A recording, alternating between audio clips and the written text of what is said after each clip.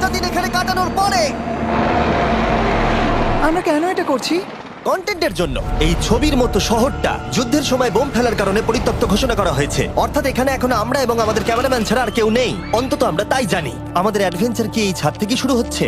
কিন্তু আমাদের প্রথম উদ্দেশ্য হলো এই সিটিটাকে এক্সপ্লোর করা আর একটা বাড়ির মতো সেফ জায়গা খুঁজে বার করা যেখানে আমরা আগামী 7টা দিন কাটাতে পারবো। এই বিল্ডিংটা এক্সপ্লোর করা দিয়ে আমরা শুরু করলাম। দেখা যাক এই ধ্বংসপ্রাপ্ত বিল্ডিংটায় কি কি রয়েছে। আমার মনে হচ্ছে এই কাঠগুলোর নিচে মেঝে রয়েছে। সেটা একটা ভাবেই জানা যেতে পারে। ঠিক আছে, এটা পাগলামি। এটা তো জম্বিদের বাসস্থান মনে হচ্ছে। এটা দারুণ, একবার দেখো এটা। অনেক এক্সপ্লোর করার পরে আমরা এমন একটা জায়গা পেলাম যেখানে আমরা থাকতে পারি।